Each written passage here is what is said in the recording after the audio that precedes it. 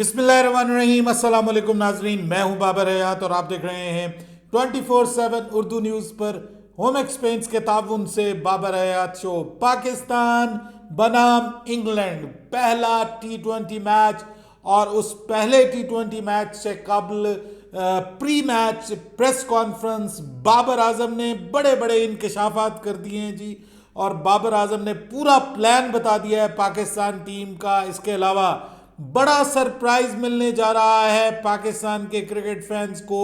Opening जोड़ी के हवाले से एक नया ओपनर पाकिस्तान इंट्रोड्यूस करवा सकता है इस मैच में। और इसके अलावा पाकिस्तान की प्लेइंग 11 में जो तब्दीलियां होने जा रही हैं वो कौन कौन सी होने जा रही हैं, ऑलमोस्ट कंफर्म हो गया है। पाकिस्तान किस कॉम्बिनेशन के साथ मैदान में उतरेगा और नए हेड कोच के आने से क्या फ़र्क पड़ रहा है पाकिस्तान की टीम में, किस तरह से उन्होंने आज भी टीम को ट्रेनिंग करवाई है और कौन से प्लेयर्स को ख़ास तौर पे उन्होंने फोकस में रखा है, इसके ऊपर भी आपके साथ बात करेंगे। बाबर आजम ने छक्के मारने का राज बता दिया है और वजह बता दी है और अपना अगले का प्लान भी बताया है। उनकी प्रेस कॉन्फ्रेंस के ऊपर भी बात करेंगे। और फिर सबसे बड़ा सवाल, मैच होगा या नहीं होगा, यानी मौसम क्या कहता है।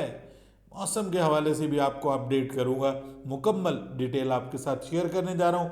लेकिन आगे बढ़ने से पहले आपसे गुजारिश कि अगर आप हमारे नए व्यूअर हैं तो प्लीज़ हमारे इस चैनल को जल्दी से कर लीजिएगा सब्सक्राइब और बेल आइकन को पुश करना मत भूलिएगा। मुझे फॉलो कीजिए इंस्टाग्राम पे बाबर हयात शो, और हमारे पेज को फेसबुक पे लाइक कर लीजिएगा। तो जनाब सबसे पहले तो बात कर लेते हैं जनाब, पाकिस्तान बनाम इंग्लैंड पहला T20 इंटरनेशनल मैच लीड्स के हेडिंग्ले स्टेडियम में।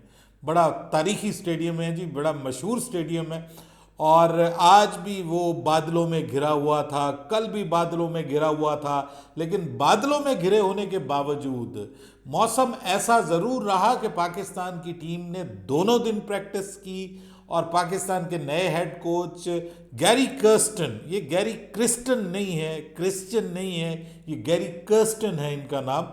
तो गैरी कर्स्टन जो है वो जनाब भरपूर मेहनत करते हुए नज़र आए हैं पाकिस्तान के ख़ास तौर पे बल्लेबाजों के साथ। बॉलर्स के साथ कम वो मेहनत करते हुए नजर आए, बल्लेबाजों के साथ वो मेहनत करते हुए नजर आए। और आपको मैं बताऊं कि वो ये कह रहे थे कि जी मैं जब पाकिस्तान टीम को ज्वाइन करूंगा तो बैटिंग कोच भी मैं खुद ही हूँगा, तो मेरी मौजूदगी में बैटिंग कोच की ज़रूरत नहीं है, मैं बैटिंग को भी फोकस करूंगा पाकिस्तान के प्लेयर्स की। और आपको पता है कि एक बहुत बड़ा नाम है, वो साउथ अफ्रीकन बैटिंग के पुराने लेजेंड्स में उनका शुमार होता है। और ख़ास तौर पे ओडीआई क्रिकेट में आपको पता है कि सईद अनवर से पहले सबसे ज़्यादा इन्हीं के रन थे। आई थिंक 189 इन्होंने किए थे एक इनिंग्स में, सबसे ज़्यादा रन्स, और सईद अनवर ने इनका रिकॉर्ड तोड़ा था।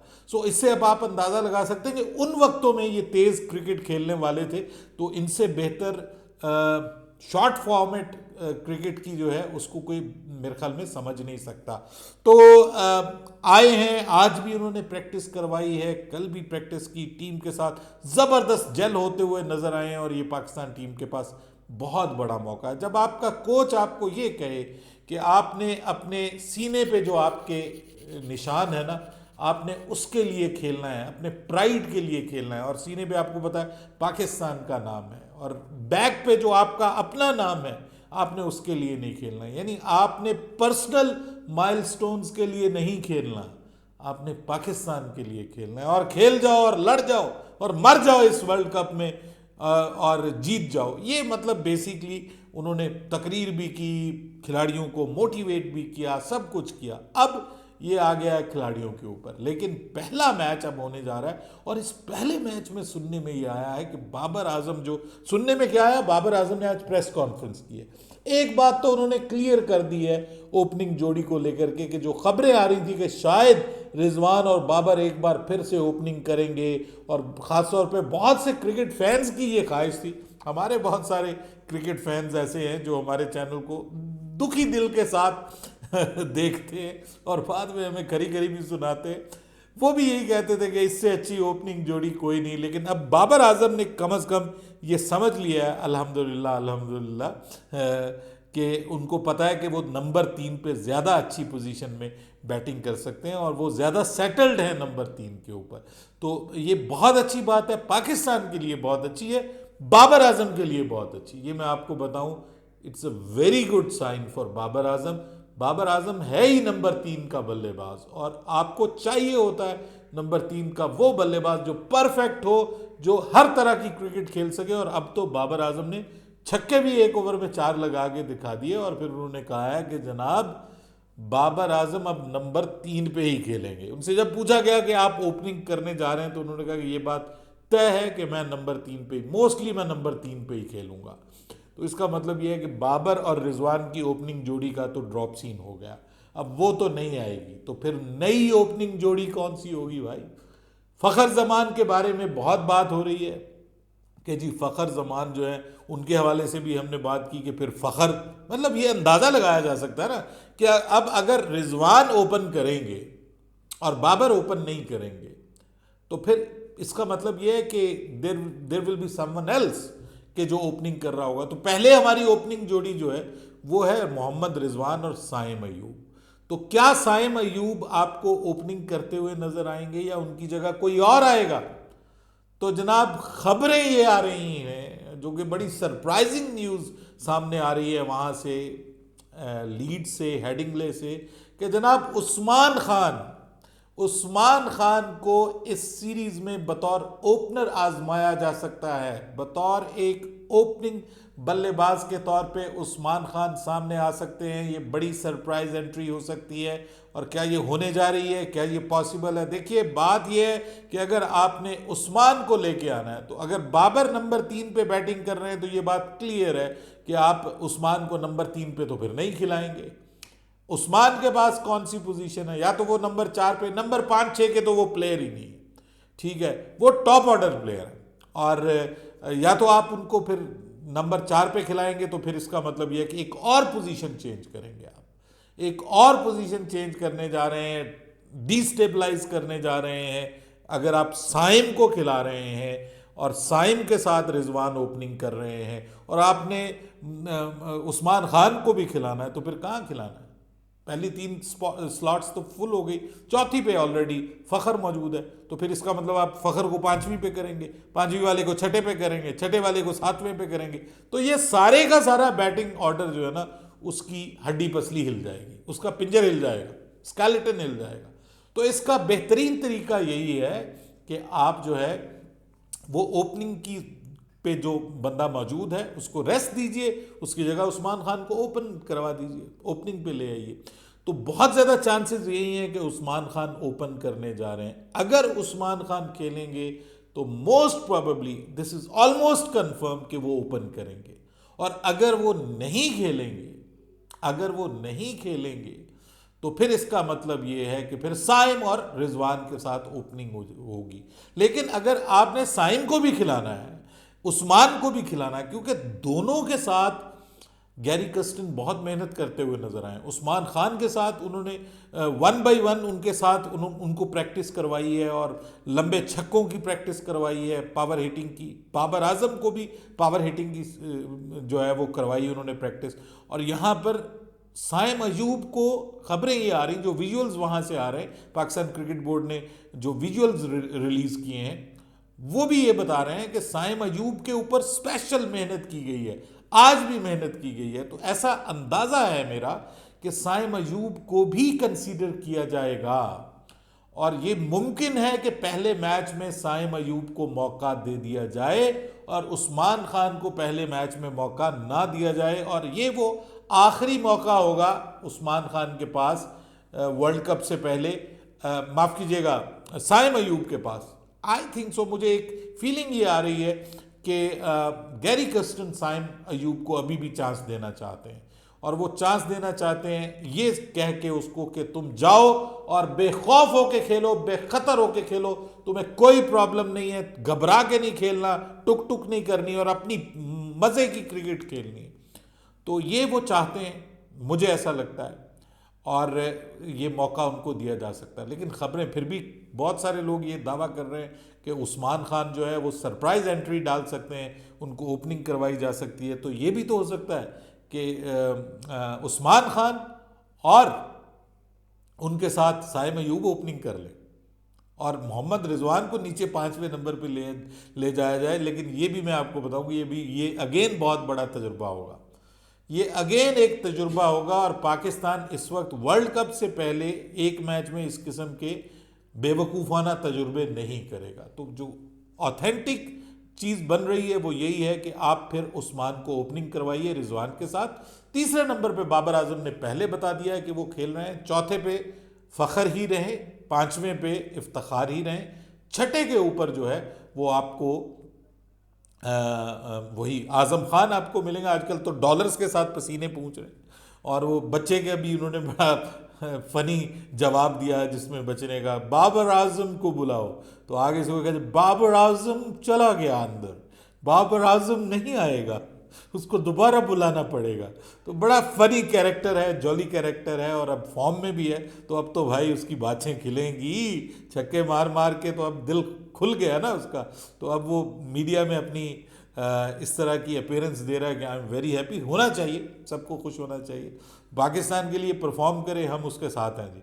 बहरहाल बहुत ज़्यादा मौके दिए जा चुके हैं साइम अयूब को, ऑलमोस्ट 25 मैचेस खिलाए जा चुके हैं एंड वो एक 50 तक करने में कामयाब नहीं हुए। सो इतना ज़्यादा चांस मेरे ख्याल में बहुत कम प्लेयर्स को दिया गया है। और अब अगर उनको अगेन दिया जाता है तो वेल एंड गुड, दे दीजिए, मौका दीजिए, उसको खिलाइए। हम मौके के हक खिलाफ नहीं है, जिस भी यंगस्टर को आपने मौका देना दीजिए, लेकिन उसको फिर वो मैंडेट भी दीजिए, उसको वो हौसला और हिम्मत भी दीजिए कि भाई हम तुम्हारे पीछे खड़े हुए हैं, तुम ही हमारे ओपनर हो। अब अगर आप एक मैच के लिए उसको खिलाएंगे ना कि चलो एक ट्राई और कर लो, तो वो उसमें भी नाकाम हो जाएगा।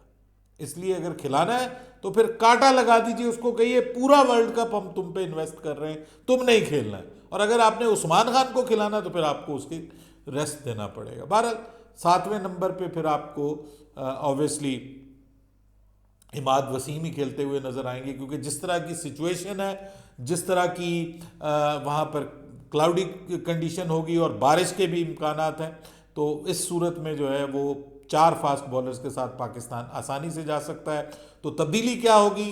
तब्दीली होगी फास्ट बॉलिंग में। हारिस रऊफ आज कंफर्म बता दिया बाबर आजम ने कि उनको क्लियरेंस मिल गई है, आप उनको बॉलिंग करते हुए देखेंगे। तो हारिस रऊफ आ जाएंगे, सो वो आ जाएंगे। वो किसकी जगह आएंगे?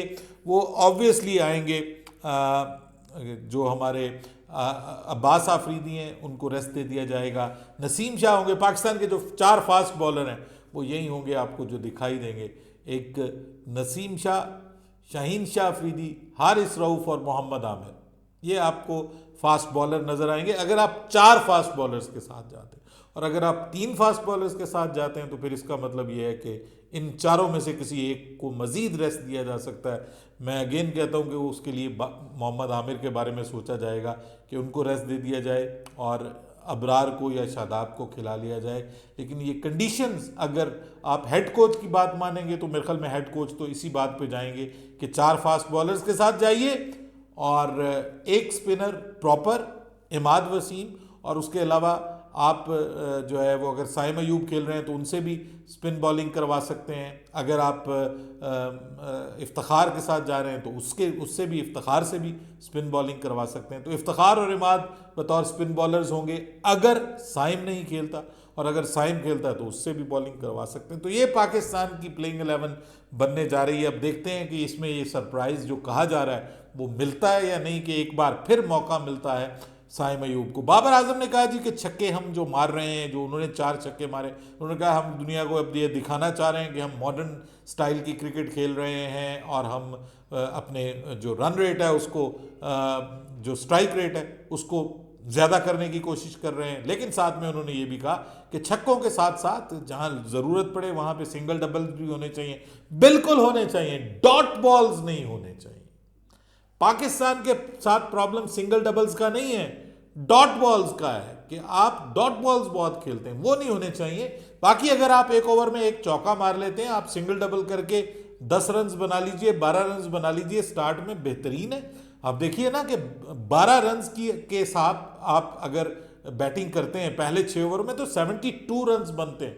तो अगर आप पहले 6 ओवर्स में 72 रन बना लेते हैं ना, 12 रन के हिसाब से, तो इसका मतलब यह है कि you are on the way, on the track to reach 200 और 200 प्लस, ये मिनिमम आपका गोल होना चाहिए।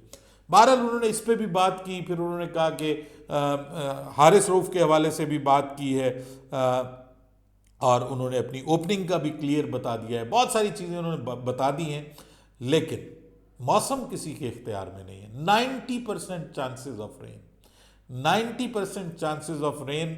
और अगर मैंने तो अब खोल लिया है अपने आईफोन के ऊपर भी मैंने खोल लिया है जनाब लीड्स को। तो अगर आप लीड्स, वैसे हमारे तो बहुत गर्मी है पंजाब में, तो इस वक्त 35 डिग्री सेंटीग्रेड है, और अगर आप लीड्स की बात करें तो लीड्स में जनाब इस वक्त 19 डिग्री सेंटीग्रेड है, और वहाँ पे अभी मतलब अराउंड 5 PM है। 6:30 बजे मैच स्टार्ट होना है पाकिस्तान के मेयारी वक्त के मुताबिक। कल 95% चांसेस ऑफ रेन मुझे बता रहा है, और ये अभी तक क्लाउडी है। तो ये स्टार्ट कब होगी जी? ये स्टार्ट होगी रेन, कोई जो मैक्सिमम चांसेस नज़र आ रहे हैं स्टार्ट के, वो 5 बजे सुबह ये बारिश के 50% चांसेस बता रहे हैं, और जो मैक्सिमम चांसेस बताए जा रहे हैं जी, वो तो सारा दिन ही है जी। 5 PM पे जब शाम के वक्त बताया जा रहा है, तो उस वक्त भी 60% चांसेस ऑफ रेन है, और सारा दिन यही है, कभी 65% है, कहीं पे 70% है, कहीं पे 80% है। सो ये बहुत मुश्किल लग रहा है। जो बाकी आगे अल्लाह पाक के इख्तियार में है। इंग्लैंड के मौसम के हवाले से भी कहा जाता है कि वहाँ पे वेदर वाला W जो है ना, वो भी वहाँ पे उसके ऊपर भी यकीन नहीं किया जाता कि कुछ भी हो सकता है। वैसे कुछ भी हो सकता है, अल्लाह करे मैच होना चाहिए। आपको पता है कि बड़ी तगड़ी इंग्लैंड की टीम है। जॉस बटलर के बारे में खबर ये आ रही है कि वो मुमकिन है एक आध मैच मिस कर जाएं। उनकी जो अहलिया हैं, उनकी जो मिसेज हैं, वो उम्मीद से हैं, और उनके यहाँ बच्चे की पैदाइश मुतवक्के है, तो वो उनकी तबीयत अचानक नासाज हुई है, तो उस वजह से मुमकिन है वो एक आध जो है वो मैच मिस करें। लेकिन क्या पहला मैच वो मिस करेंगे या नहीं करेंगे? आज तो सैम करन ने जो है वो उनकी तरफ से प्रेस कॉन्फ्रेंस की है। अपनी राय दीजिएगा, आपके ख्याल में पाकिस्तान की बेस्ट प्लेइंग 11 क्या हो सकती है? बाबर हयात को इजाज़त दीजिएगा। अल्लाह हाफिज़।